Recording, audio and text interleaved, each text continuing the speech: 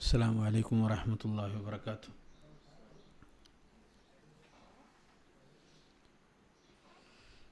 بسم اللہ الرحمن الرحیم۔ الحمد للہ رب العالمین، والصلاة والسلام علی رسولہ الامین وعلی آلہ وصحبہ اجمعین ومن تبعہم بإحسان الی یوم الدین، اما بعد۔ آج بتاریخ 5/9/2021 بروز اتوار، حافظ ابن حجر العسقلانی رحمہ اللہ کی احکام سے متعلق مشہور اور عظیم الشان کتاب بلوغ المرام میں کتاب الطہارہ کا باب ازالۃ النجاسہ، باب ازالۃ النجاسہ، نجاست کو دور کرنے کے بارے میں، حدیث نمبر 2، جو کہ حضرت انس ابن مالک رضی اللہ تعالی عنہ سے مروی ہے۔ آج بإذن اللہ اسی حدیث سے متعلق درس ہے۔ یہ حدیث آپ لوگوں کو ملی؟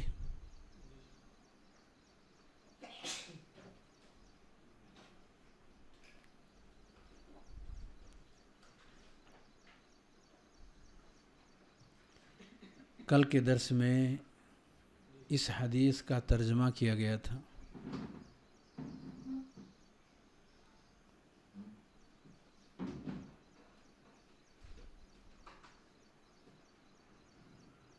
حدیث انس بن مالک سے ہے، فرماتے ہیں عن انس بن مالک رضی اللہ عنہ قال لما كان يوم خیبر امر رسول اللہ صلی اللہ علیہ وسلم ابا طلحہ فنادى ان اللہ ورسولہ ينهيانكم عن لحوم الحمر الأهلية فإنها رجس، متفق علیہ، یعنی بخاری اور مسلم نے اس حدیث کو اپنی صحیح کے اندر روایت کی ہے۔ یہ ہے وہ روایت جو باب ازالۃ النجاسہ کے تحت مؤلف رحمہ اللہ نے ذکر فرمائی ہے۔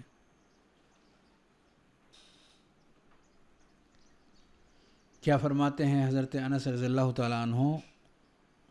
جب خیبر کا دن تھا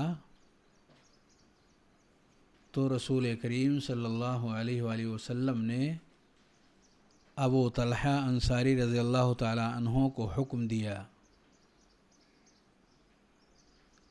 کیا حکم دیا؟ اس کا ذکر نہیں ہے، مختصر میں وہ بات کہہ دی گئی کہ نبی کریم صلی اللہ علیہ وسلم نے حضرت ابو طلحہ انصاری رضی اللہ تعالی عنہ کو حکم دیا، اور حکم کی تعمیل کرتے ہوئے ابو طلحہ انصاری رضی اللہ تعالی عنہ نے آگے کا کام جاری کیا۔ فنادا، چنانچہ انہوں نے اعلان کیا، فنادا، انہوں نے اعلان کیا۔ اعلان کیا تھا؟ یہی نبی کریم صلی اللہ علیہ وسلم کا حکم تھا۔ ان اللہ ورسولہ، اللہ اور اس کے رسول، ینہیانکم، وہ دونوں آپ کو روکتے ہیں، منع کرتے ہیں، عن لحوم الحمر الاہلیہ، گھریلو گدھے کے گوشت سے، گھریلو گدھوں کے گوشت سے منع کرتے ہیں۔ آگے اس کی وجہ ذکر کی گئی۔ وجہ کیا ہے؟ فَإِنَّهَا رِجْسٌ، کیونکہ یہ گوشت نجس ہے، کیونکہ یہ گوشت نجس ہے، تو حرمت کی وجہ، ممانعت کی وجہ گوشت کا نجس ہونا ہے۔ فَإِنَّهَا رِجْسٌ۔ صحیح مسلم میں ان الفاظ کے ساتھ بھی یہ روایت آئی ہوئی ہے، فَإِنَّهَا رِجْسٌ مِّنْ عَمَلِ الشَّيْطَانِ، فَإِنَّهَا رِجْسٌ مِّنْ عَمَلِ الشَّيْطَانِ، کیونکہ یہ نجس ہے اور شیطان کے عمل سے ہے، شیطان کے عمل سے ہے۔ صحیح مسلم ہی کے الفاظ میں ہے فَإِنَّهَا رِجْسٌ أَوْ نَجِسٌ، فَإِنَّهَا رِجْسٌ أَوْ نَجِسٌ، کیونکہ یہ رجس ہے یا نجس ہے۔ یعنی نبی صلی اللہ علیہ وسلم نے رجس کا لفظ استعمال کیا یا نجس کا، اس احتمال کے ساتھ میں صحیح مسلم میں ذکر کیا گیا، فَإِنَّهَا رِجْسٌ أَوْ نَجِسٌ، یہ صحیح مسلم کے الفاظ ہیں۔ اس روایت سے ایک بات تو یہ واضح ہو جاتی ہے کہ رجس کے معنی نجس ہے۔ اس روایت سے ایک بات یہ کلیئر ہو جاتی ہے کہ رجس کا معنی نجس ہے، کیونکہ رجس کا معنی بعض جگہوں پر گندی چیزوں کے اوپر بھی اس کا اطلاق ہوا ہے، گرچہ وہ نجس نہ ہو، طبیعت اس کو نہ چاہتی ہو تو اس کو رجس کہا جا سکتا ہے، لیکن یہاں رجس کا معنی یقینی طور پر نجس ہے۔ اس روایت سے یہ بات واضح ہو جاتی ہے، فَإِنَّهَا رِجْسٌ أَوْ نَجِسٌ۔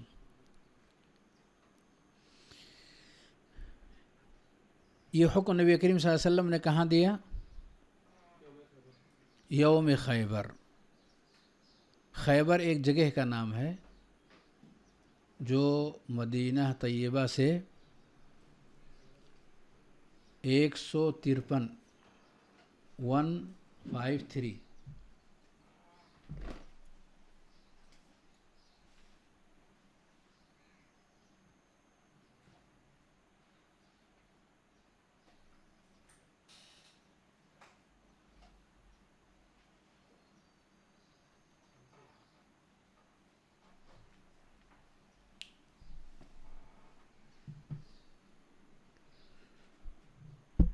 مدینہ سے خیبر 153 کلومیٹر کی دوری پر واقع ہے، جانب شمال، نارتھ۔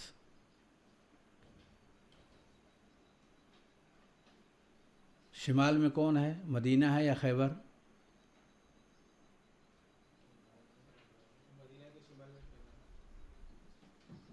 تو شمال میں کون ہوا؟ مدینہ ہوا یا خیبر ہوا؟ جی۔ اور مکہ سے خیبر شمال میں ہوگا کہ جنوب میں ہوگا؟ مکہ سے خیبر شمال میں ہوگا یا جنوب میں ہوگا؟ جنوب میں شاید۔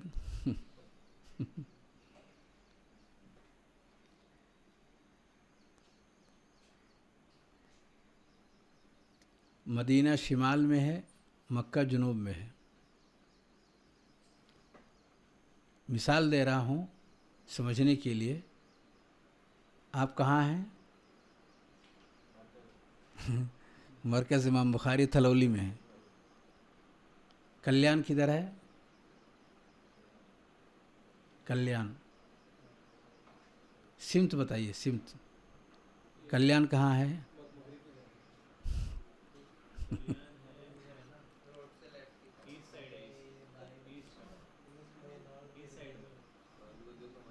سمت بتائیے، سمت، 4 سمت۔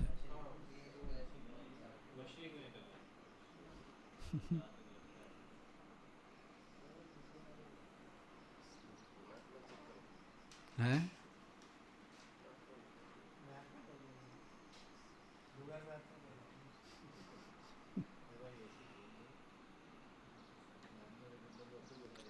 ساؤتھ میں ہے، جنوب میں ہے؟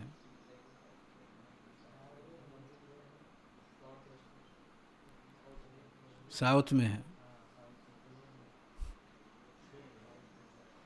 جنوب میں ہے، کلیان جنوب میں ہے، کلیان جنوب میں ہے۔ ممبئی سے احمد آباد کس طرف ہے؟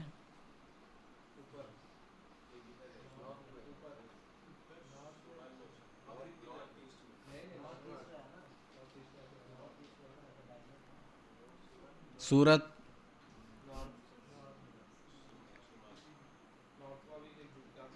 نارتھ میں ہے، شمال میں ہے۔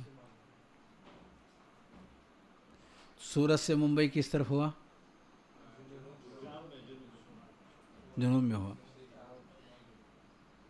اسی طریقے سے مدینہ سے مکہ بھی ہے، اسی طرح سے مدینہ سے سورت سمجھیں کہ مدینہ ہے اور ممبئی سمجھیں کہ مکہ ہے۔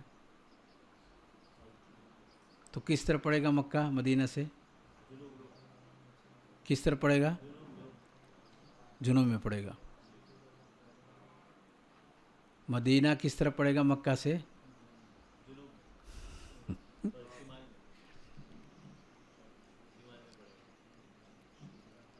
نیند کے کچھ اثرات ابھی بھی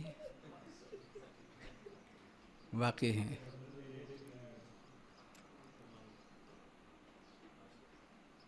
ہاں مبارک بھائی، کدھر پڑے گا؟ ہو گیا۔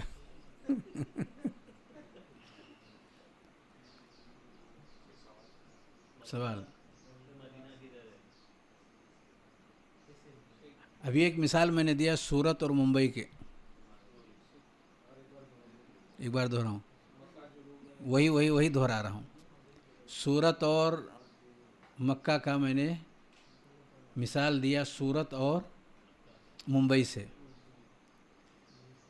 کہ سورت سے ممبئی اگر آپ جا رہے ہیں تو آپ کس سمت میں رہیں گے؟ جنوب میں۔ اور ممبئی سے سورت کی طرف اگر جا رہے ہیں تو شمال کی طرف۔ سورت کو آپ یہ سمجھیں کہ یہ مدینہ ہے اور ممبئی کو یہ سمجھیں کہ مکہ ہے۔ تو مدینہ سے مکہ کس طرف میں ہے؟ جنوب میں ہے، اور مکہ سے مدینہ کی طرف شمال میں ہے۔ یہی کنفرم کرنا تھا۔ نہیں، یہ کنفرم ہو جائے جو کہ بنیاد ہے تو باقی شہر بھی کنفرم ہو جائیں گے، باقی شہر بھی، کیونکہ یہ دونوں اصل ہیں۔ تو ان دونوں کی سمت اگر کلیئر ہو جائے تو ان کے نام سے بقیہ ناموں کو جوڑا جا سکتا ہے۔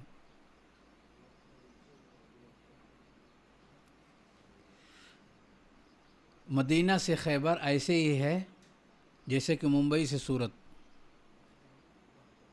مدینہ سے خیبر ایسے ہی ہے جیسے ممبئی سے سورت۔ کس طرف ہوگا؟ شمال میں ہوگا، شمال میں ہوگا۔ اور خیبر سے مدینہ یا خیبر سے مکہ ایسے ہی ہوگا جیسے سورت سے ممبئی۔ کس طرف ہو جائے گا؟ شمال سے جنوب کی طرف، شمال سے جنوب کی طرف۔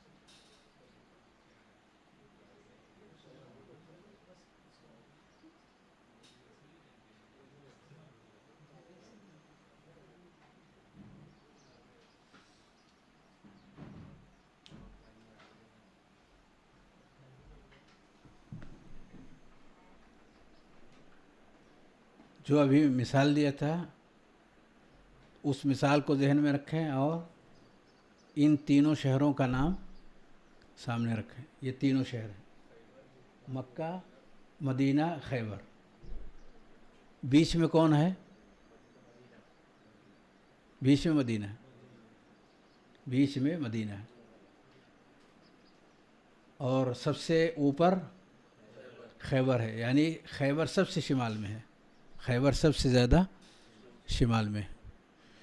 تو مدینہ سے مکہ کی جو مدینہ سے خیبر کی جو مسافت ہے 153، 153.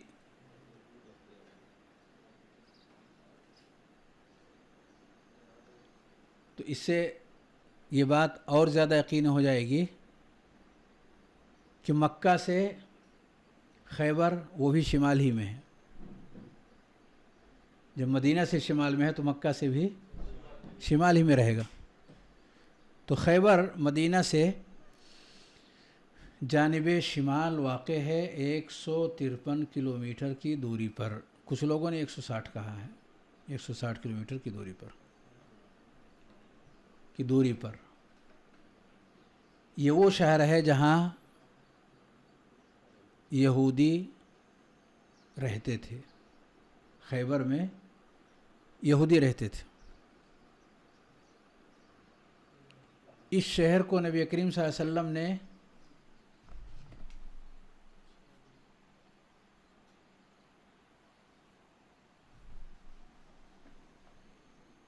سن 7 ہجری میں فتح کیا.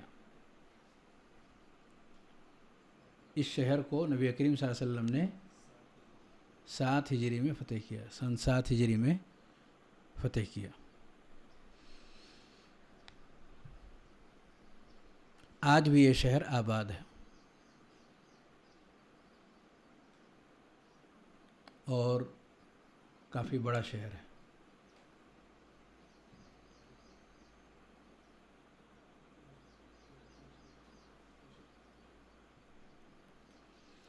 اسی شہر میں نبی کریم صلی اللہ علیہ وسلم نے اعلان کرنے کے لیے ابو طلحہ انصاری رضی اللہ تعالیٰ عنہ کو حکم دیا گھریلو گدھوں کے حرمت کے بارے میں.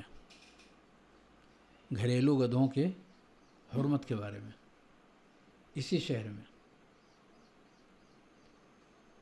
اور وہیں پر نبی کریم صلی اللہ علیہ وسلم کو خبر دی گئی تھی کہ لوگ گدھوں کے گوشت یعنی گدھوں کو ذبح کر کے ان کا گوشت پکا رہے ہیں، کھا رہے ہیں، اور تیزی کے ساتھ یہ جانور کم ہو رہے ہیں. اور بعض روایات میں آیا افنیت کہ فنا ہو رہے ہیں، ختم. کہانی گدھوں کی ایک دم سے ختم ہونے والی ہے.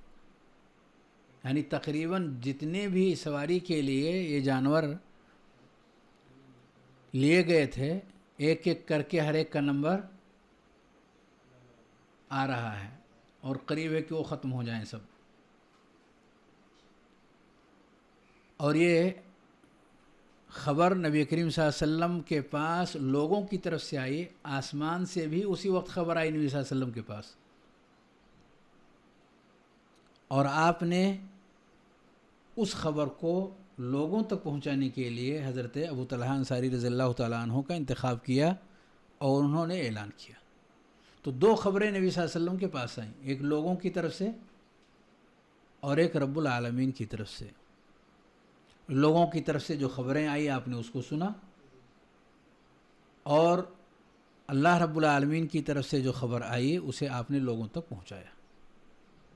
یہ وہی خبر ہے جس کا تذکرہ یہاں حضرت انس رضی اللہ تعالیٰ عنہ فرماتے ہیں کہ گھریلو گدھوں کے گوشت سے اللہ اور اس کے رسول منع کرتے ہیں کیونکہ یہ نجس ہے. کیونکہ یہ نجس ہے. یہاں اہلی کہا ہے.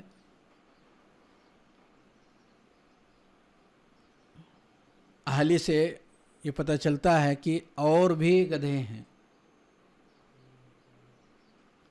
یعنی ایسا نہیں کہ صرف وہی گدھے ہیں جنہیں ہم سمجھتے ہیں کہ یہ گدھا ہے. پتہ یہ چلا کہ اور بھی ہیں، ان کے علاوہ بھی ہیں جو اہلی نہیں ہیں۔ اہلی کے معنی پالتو۔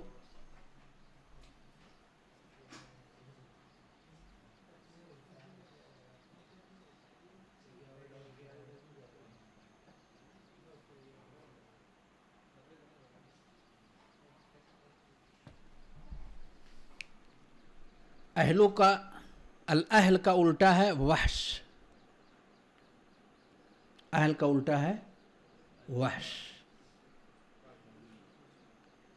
تو اہل کے اندر اپنائیت ہوتی ہے، ایک دوسرے سے انسیت ہوتی ہے، ایک دوسرے سے تعلق ہوتا ہے، اور دونوں کے درمیان اجنبیت ختم ہو جاتی ہے، دونوں ایک دوسرے کو دیکھ کر کے بدکتے نہیں ہیں،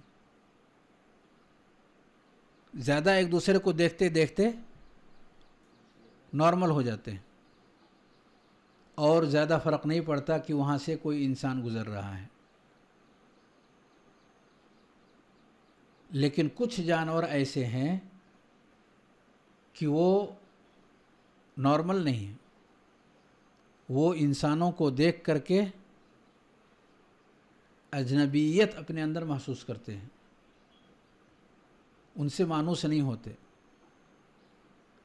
تو وہ بری جانور کہلاتے ہیں، جو جنگل میں، بیابان میں، مختلف جگہوں پر زندگی گزارتے ہیں، انسانوں کے بیچ میں نہیں گزارتے، انسانوں کے بیچ میں ان کا یعنی سدھے سدھائے نہیں ہیں، سدھے سدھائے نہیں ہیں، بلکہ وہ انسانوں سے الگ تھلگ رہ کر کے جنگلوں کے اندر، صحراؤں کے اندر، میدانوں کے اندر لوگوں کی نگاہوں سے اوجھل، دور، الگ زندگی گزارنے والے ہیں۔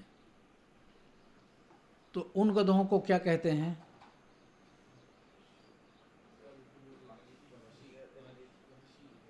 ہاں، وحشی جانور، وحشی گدھے۔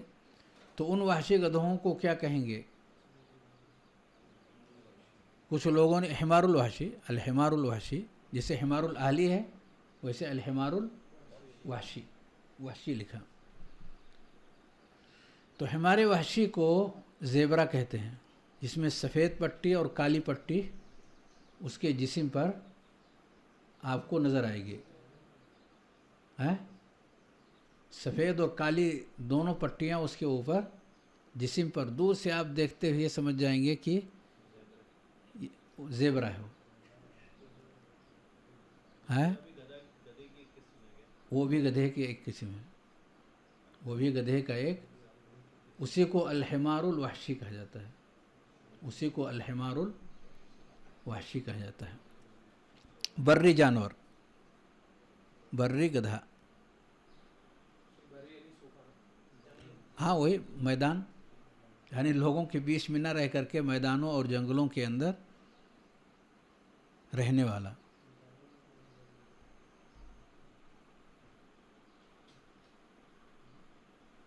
تو یہ زیبرا۔ تو یہاں جب کہا گیا لحوم الحمر الاہلیہ تو وحشی اس سے نکل گئے،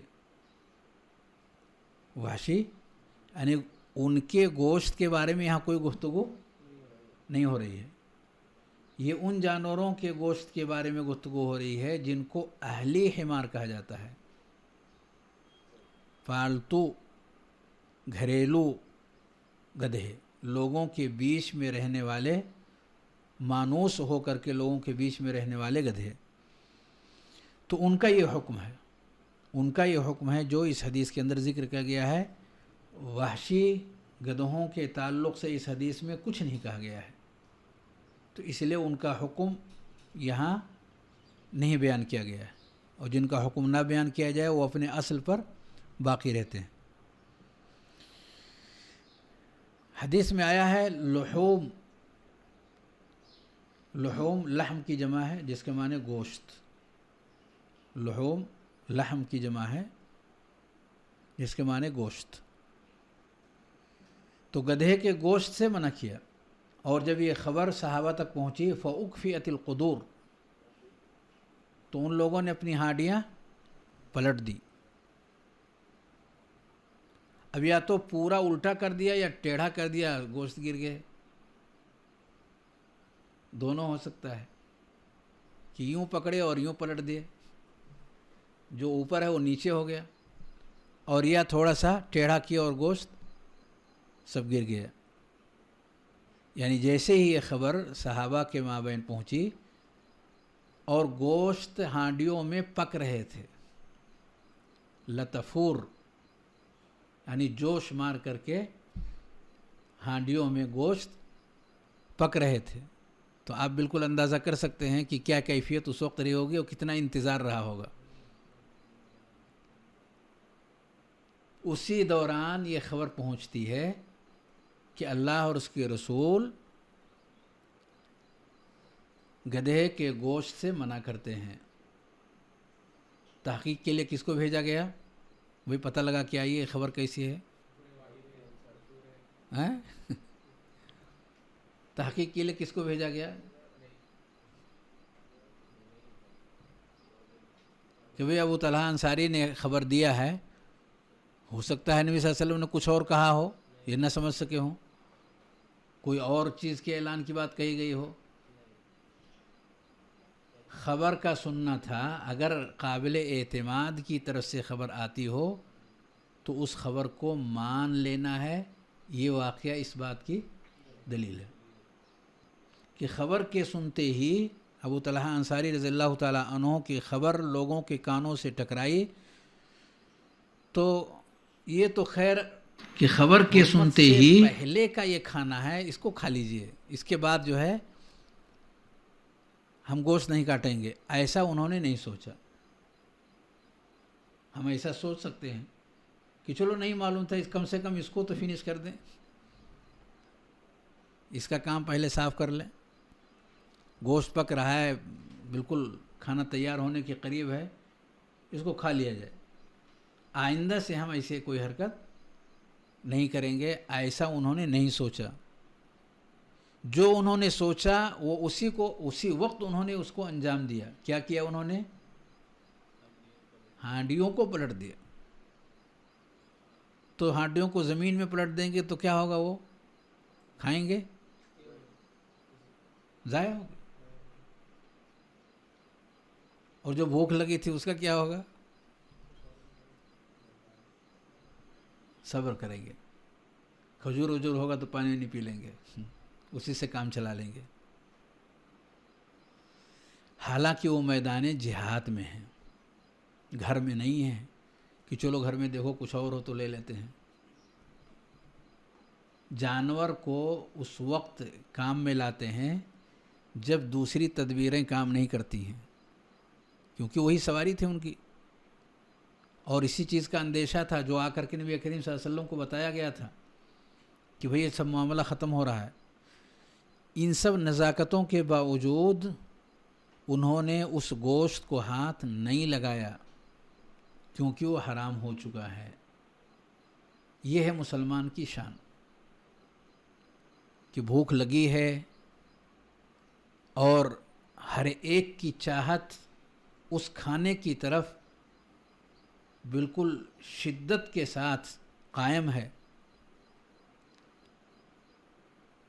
اور اسی وقت اعلان آتا ہے, خبر آتی ہے, یا اسی وقت ہم کو مسئلہ بتایا جاتا ہے, ہم کو پہلے سے معلوم نہیں ہے کہ ہم یہ جو استعمال کر رہے ہیں یہ جائز نہیں ہے. اس کے باوجود بھی ہم اپنے نفس کو تسلی دینے کی کوشش کرتے ہیں, چلو آئندہ سے ہم پورا خیال کریں گے, اس کا آئندہ سے ہم اس کا خیال کریں گے. یعنی فوری طور پر ہم اس سے اپنا ہاتھ اٹھانے کے لیے تیار نہیں ہوتے.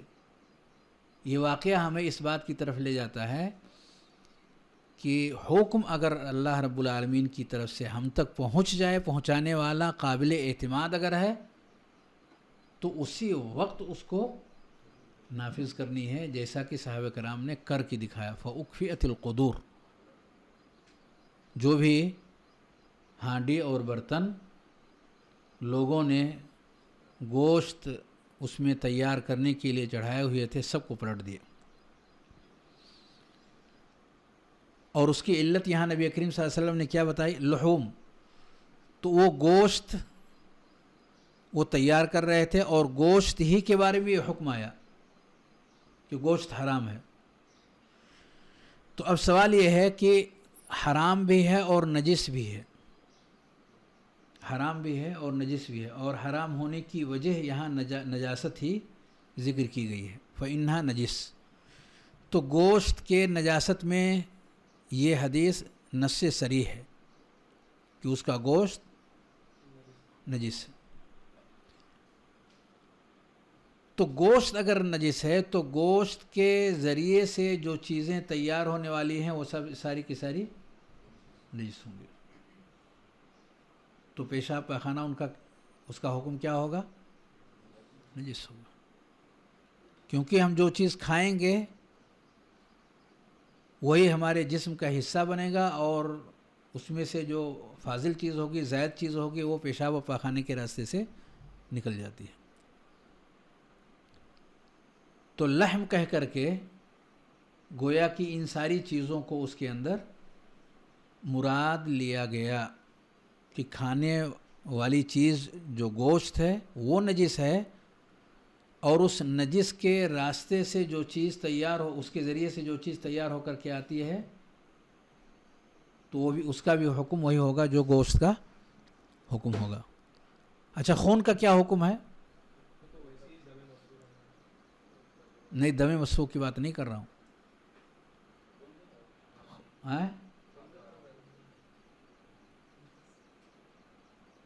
ظاہر سی بات ہے، جسم میں خون رہتا ہے کہ نہیں رہتا؟ ایک دم مسفوح رہتا ہے، دوسرا دم غیر مسفوح رہتا ہے، دونوں طرح کے خون رہتے ہیں.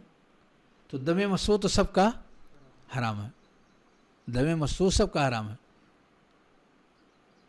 اور دم مسفوح، دم غیر مسفوح وہ حرام ہے یا حرام نہیں ہے؟ وہ اس جانور کے گوشت پر منحصر ہے. اگر گوشت حلال ہے تو دم غیر مسفوح بھی حلال ہے، اور اگر گوشت حرام ہے تو دم غیر مسفوح بھی اسی کے تابع ہے، کیونکہ وہ گوشت کے ساتھ وہ جڑا ہوا ہے، گوشت سے اس کو الگ نہیں کیا جا سکتا. جسم کے حصے کے اندر، رگ کے اندر وہ خون پھیلا ہوا ہے، تبھی جا کر کے وہ انسان یا وہ جانور زندہ رہتا ہے. تو خون کا حکم وہی ہوگا جو حکم گوشت کا ہوگا. کتنی چیزیں ہو گئی؟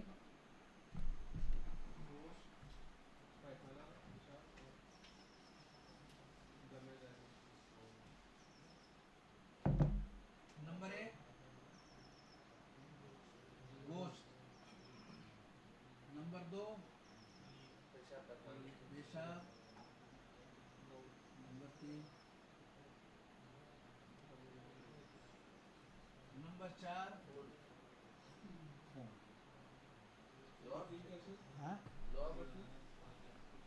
جو چیز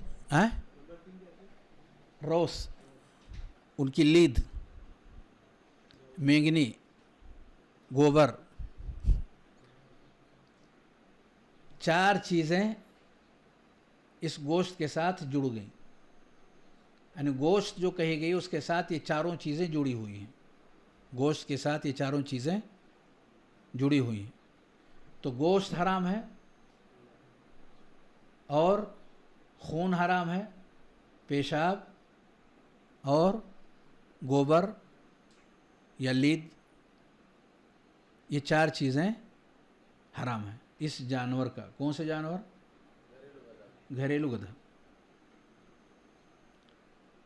اور جب گھریلو گدھے کا گوشت حرام ہے اور گوشت کے ساتھ یہ سب چیزیں ہیں، تو اسی طریقے سے ہر جانور جس کا گوشت حرام ہوگا اس کی یہ چاروں چیزیں حرام ہوں گی.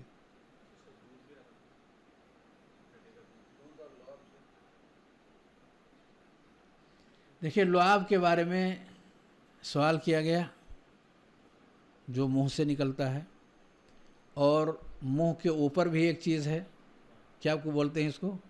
ناک، اس سے بھی کچھ نکلتا ہے. اور جسم کے اوپر ایک چمڑا ہوتا ہے اور اس میں بال ہوتے ہیں، نہیں ہوتا ہے؟ اور اس سے پسینے بھی نکلتے ہیں کہ نہیں نکلتے؟ ان کا بھی کچھ حکم ہوتا ہے. تو صرف لعاب ہی کا مسئلہ نہیں ہے، کئی ایک مسئلے ہیں بھی، ابھی کئی ایک مسئلے ہیں. لیکن جو چیز یقینی تھی اس کو میں نے یہاں پہ نوٹ کیا. جو چیز یقینی طور پر حرام ہے اس کو یہاں ذکر کر دیا گیا کہ گوشت کہہ کر کے باقی جو چیزیں گوشت کے ساتھ وہی حکم لے رہی ہیں جو حکم گوشت کا ہے.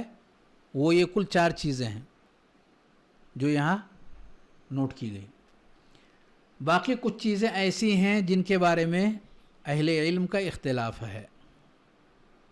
باقی چیزوں کے بارے میں چاروں جو مذاہب ہیں اور ان کے علاوہ اہل علم کی جو رائے ہیں الگ الگ ہیں. لعاب ہے، پسینہ ہے، بال ہے، اور ناک کے ساتھ نکلنے والا جو مادہ ہے، ان سب چیزوں کے تعلق سے. اور اسی طریقے سے جو حکم گھریلو گدھے کا ہے وہی حکم البغل کا بھی ہے.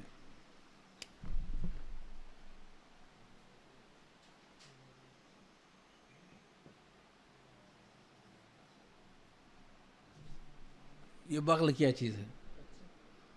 ہیں جی، تو ایک گدھا ہے اور دوسرا نہیں، گھوڑا نہیں، گھوڑے کو فرس کہتے ہیں. خچر ہیں،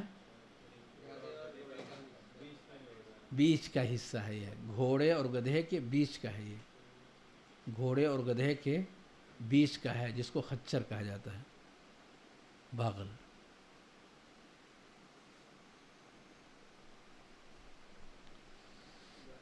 دونوں کے اندر ایک ہی مادہ ہے اور ایک ہی طرح کی چیزیں ہیں.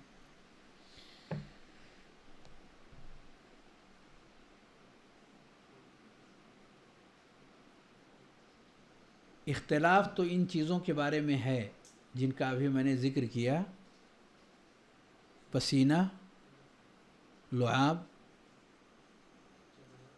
چمڑا، بال اور ناک کے راستے سے نکلنے والا مادہ. اختلاف تو ضرور ہے. یہ بھی کہا گیا کہ نجس اور یہ بھی کہا گیا کہ طاہر. صحیح اور درست بات یہ ہے کہ یہ پاک ہے. صحیح اور درست بات یہ ہے کہ یہ پاک ہے، نجس نہیں ہے.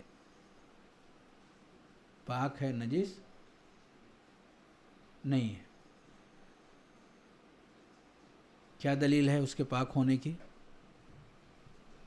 کیونکہ نبی کریم صلی اللہ علیہ وسلم اس کی سواری کرتے تھے. حسنت، جزاکم اللہ خیر. کیونکہ نبی کریم صلی اللہ علیہ وسلم گدھے کی سواری کرتے تھے. تو سواری کریں گے تو اس پر بیٹھیں گے کہ نہیں؟ تو ہمارا اور اس کا جب اس پر بیٹھیں گے تو بیچ میں کوئی چیز نہیں رہے گی، تو اس سے پسینہ بھی نکلے گا اور لعاب بھی نکلے گا. ساری چیزیں جن کا بھی تذکرہ کیا گیا یہ سب چیزیں اس سے نکل سکتی ہیں اور جسم میں اٹیچ ہو سکتی ہیں، جسم میں لگ سکتی ہیں. بھئی زیادہ چلے ہیں تو زیادہ پسینہ نکلا تو کپڑا جو ہمارے جسم پہ ہے وہ متاثر ہو کر کے جسم تک پہنچ سکتا ہے. لیکن کہیں بھی یہ ذکر نہیں آیا کہ ہمیں اس کے پسینے سے اپنے آپ کو بچانا ہے. اس کا ذکر احادیث میں نہیں آیا. تو اس سے کیا پتہ چلا؟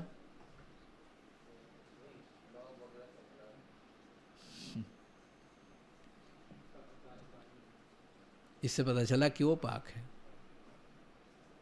اس سے پتہ چلا کہ پاک ہے. کیونکہ جب نبی کریم صلی اللہ علیہ وسلم نے سواری کی، آپ نے اور آپ کے صحابہ نے، اور ان چیزوں سے بچنے کا آپ نے حکم نہیں دیا جو چیز کی چلتے ہوئے ان سواریوں سے نکلنے کے امکانات ہیں، اور شریعت کا ایک قاعدہ ہے تأخیر البیان عن وقت الحاجہ لا يجوز، کہ حاجت کے وقت سے بیان تاخیر کیا جائے، ایسا کرنا جائز اور درست نہیں ہے۔ یہی وہ اس کا وقت ہے کہ بیان کیا جائے کہ یہ مسئلہ ہے، آپ استعمال کر رہے ہیں، پر یاد رکھیے کہ اس جانور میں چلتے ہوئے یہ کیفیت آئے گی اور اس سے یہ ہوگا، آپ بچا کر کے رہیے کیونکہ یہ نجس ہے۔ ایسا آپ بیان کر سکتے تھے، پر آپ نے ایسا کوئی بیان نہیں دیا، اور یہی اس کے بیان کرنے کا وقت ہے۔ مسئلے کی وضاحت کے لیے سواری کرتے وقت بیان کرنے کی ضرورت ہے کہ ہے کیا، اور اگر نہیں بیان آتا ہے اس کا معنی یہ ہے کہ وہ اصل پر ہے۔ اگر بیان نہیں آتا تو اس کا معنی کیا ہوگا؟ اصل پر ہے، اور اصل چیزوں میں کیا ہے؟ اباحت اور پاکی۔ ایک بات تو یہ ہے، یہ مسئلہ کلیئر ہوا، کیونکہ نبی کریم صلی اللہ علیہ وسلم اور آپ کے صحابہ نے اس جانور کی سواری کی اور سواری کرتے رہے۔ دوسری بات یہ ہے کہ نبی کریم صلی اللہ علیہ وسلم ایک حدیث میں فرماتے ہیں انہا لیست بنجس، انہا لیست بنجس انہا من الطوافین علیکم الطوافات۔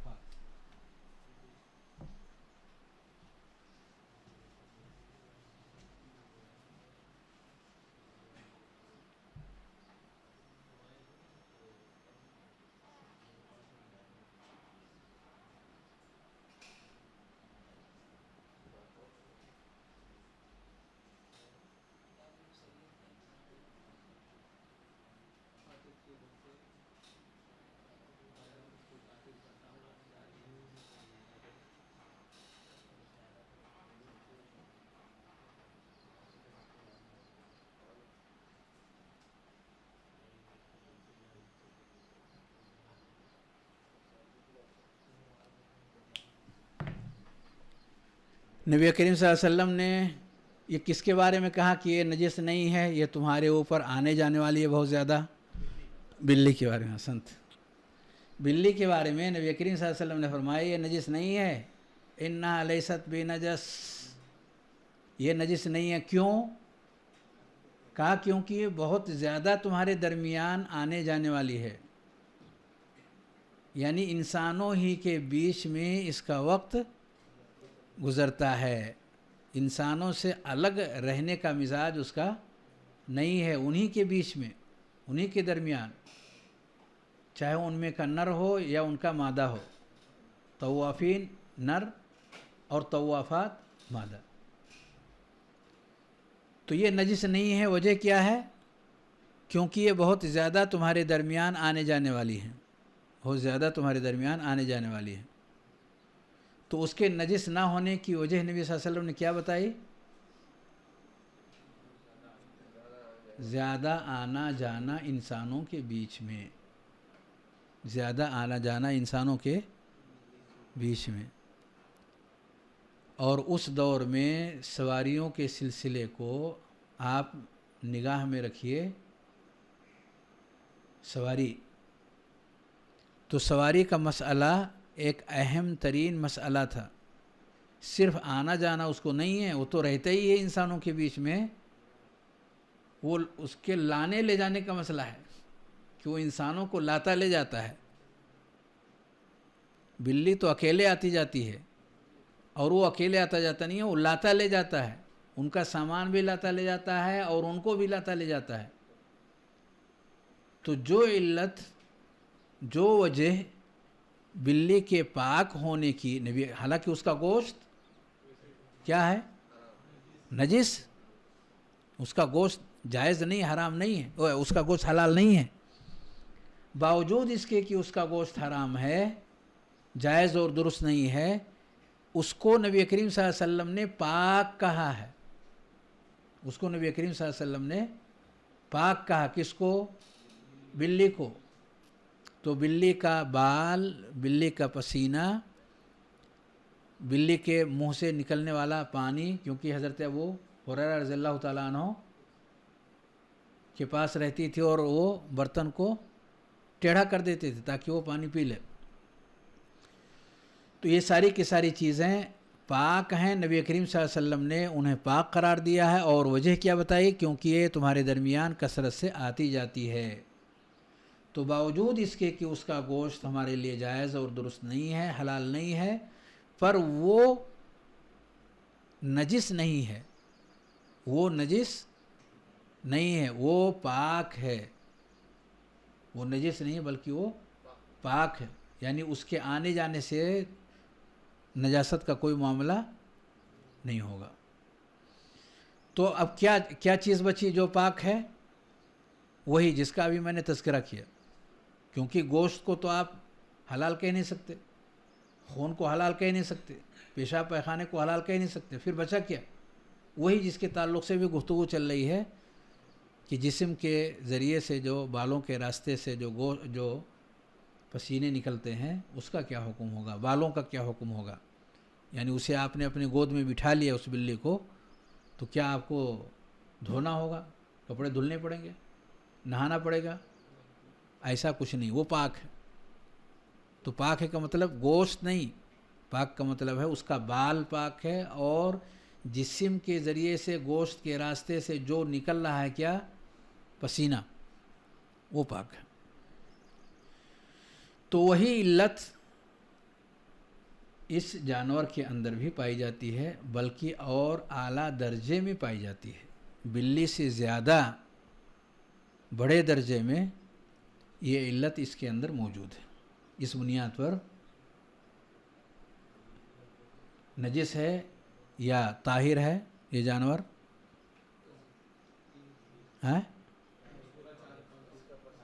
اس کو کیا کہیں گے؟ نجس کہیں گے یا طاہر کہیں گے؟ طاہر کہیں گے. جب نبی صلی اللہ علیہ وسلم نے بلی کو طاہر کہا تو اس کو طاہر کہنے میں ہمیں کیا حرج ہے؟ اور طاہر سے مراد گوشت نہیں ہے، طاہر سے مراد اس کا جسم ہے، اوپری جسم، اوپری جسم، اوپر کا جو جسم ہے. اور منہ کے راستے سے جو چیزیں نکلنے والی ہیں وہ مراد ہیں، ناک کے راستے سے نکلنے والی چیزیں وہ مراد ہیں. تو یہ طاہر سے مراد ہے. تو یہ طاہر ہے یہ جانور، جیسے کہ بلی طاہر ہے، پر اس کا گوشت اور دوسری چیزیں حرام اور نجس. تیسری اور آخری بات اس تعلق سے یہ ہے، شریعت کا ایک قاعدہ ہے. قاعدہ یہ ہے، المشقۃ تجلب التیسیر. المشقۃ تجلب التیسیر. مشقت آسانیاں لاتی ہے، مشقت آسانی لاتی ہے. اس قاعدے کے پیچھے بہت ڈھیر سارے قرآن اور حدیث کے نصوص ہیں جس کے بیان کرنے کا یہ وقت نہیں ہے. اور بإذن اللہ ابھی تیسرا آپ لوگوں کا چل رہا ہے، تیسرا مرحلہ چل رہا ہے. ایک مرحلے کے بعد ممکن ہے کہ ایک مادہ آپ کے بیچ میں آئے، القواعد الفقہیہ، اس میں یہ آئے گا.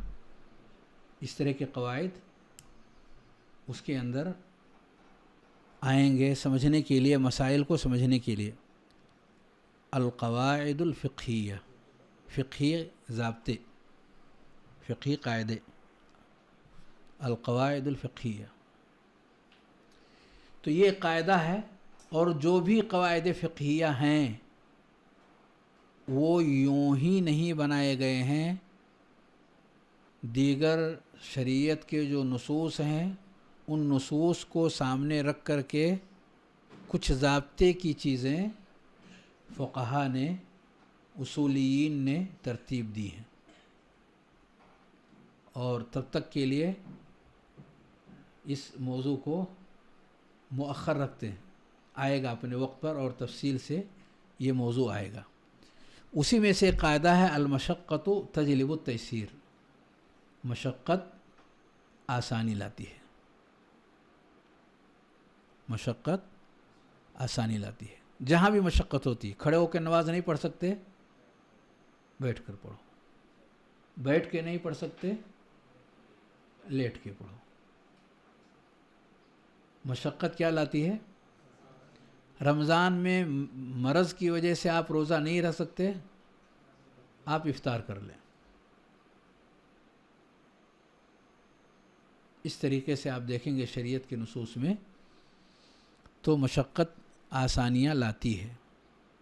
ایک صحابی تھے، حج کر رہے تھے نبی کریم صلی اللہ علیہ وسلم کے ساتھ، اور اپنے سر میں کچھ پریشانیاں محسوس کر رہے تھے، تو نبی صلی اللہ علیہ وسلم نے پوچھا ایؤذیک حوام رأسک، سر کے جوئیں آپ کو تکلیف دے رہے ہیں؟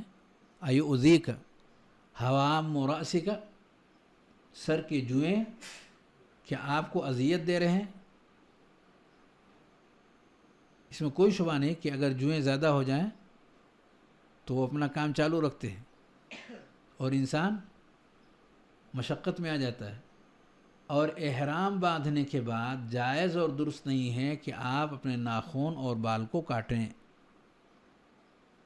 تو نبی صلی اللہ علیہ وسلم نے کیا کہا جب انہوں نے کہا ہاں مشقت ہو رہی ہے، اذیت مجھے پہنچ رہی ہے، تکلیف ہو رہی ہے ان جوؤں سے، تو نبی صلی اللہ علیہ وسلم نے کہا احلق، بالوں کو کیا کرو؟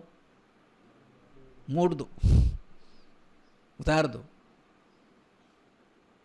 مشقت آسانی لاتی ہے کہ نہیں لاتی ہے؟ لاتی ہے۔ تو اس مسئلے کو سامنے اگر آپ رکھیں کہ لوگوں کے لیے نقل و حرکت کا جو راستہ تھا